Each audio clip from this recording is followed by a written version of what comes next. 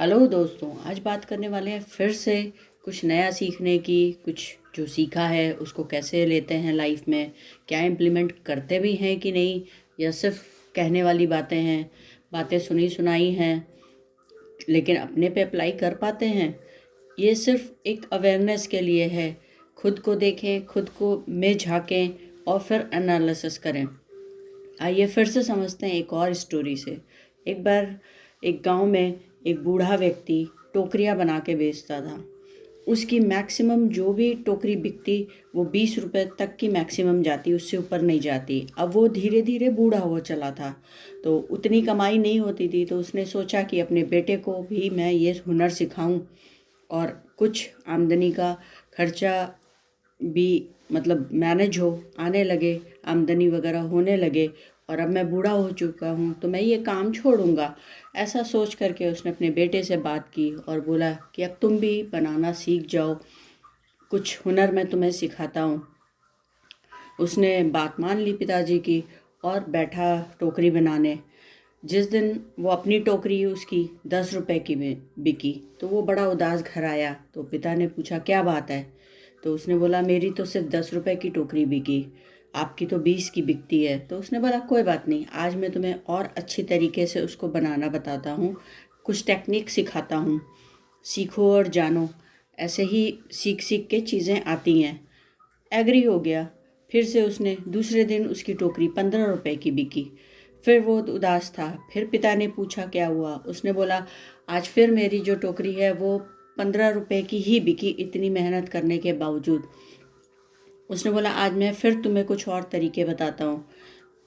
उस बूढ़े कारीगर ने अपने बेटे को नई नई टेक्निक्स बताई, नए नए हुनर्स बताए कि उससे वो अच्छी तरीके से उस टोकरी को बुन करके वो वहाँ पे ज़्यादा दाम में बेच सके। जब दूसरे दिन वो बाज़ार गया, वहाँ उस दिन उसकी टोकरी 40 रुपए की बिकी।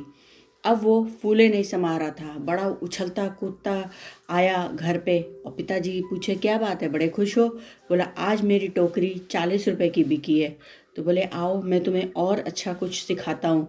बोला रहने दीजिए, आपकी तो 20 रुपए से ऊपर नहीं बिकी, मैंने अपनी टोकरी 40 रुपए में बेच ली है, कल भी बेच लूँगा, मुझे और ज़्यादा नहीं जानना है।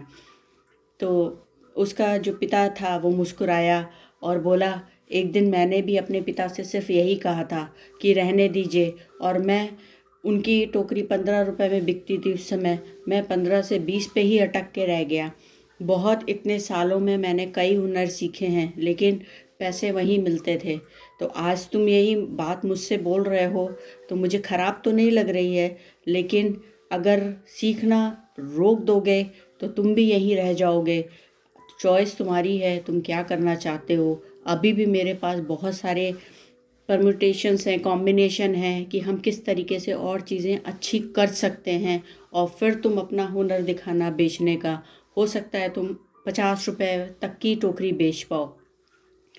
तो दोस्तों, ये सीख हम सब के लिए भी है कि जिस दिन सीखना बंद, उस दिन लाइफ रुक जाती है, एक ठहरे हुए पानी की तरह हो जाती है। तो हम सबको भी कहीं ना कहीं जिससे भी जहाँ जो मिले वो सीखना चाहिए। सिर्फ इस घमंड में नहीं आ जाना चाहिए कि एक चीज़ कर ली तो बस मोर देन इनफ हो गया और अब हमें कुछ और नहीं सीखना, हमें कोई और नहीं सिखा सकता। सिखाने पे आए तो कभी कोई बच्चा बोल के सिखा देता है, कभी कोई बूढ़ा सिखा देता है, कभी राह चलते आपको कुछ सीखने को मिल जाएगा। तो अपनी लर्निंग ऑन रखिए, सीखते रहिए, सिखाते रहिए। आज के लिए इतना ही, कल फिर मिलते हैं। Thank you so much.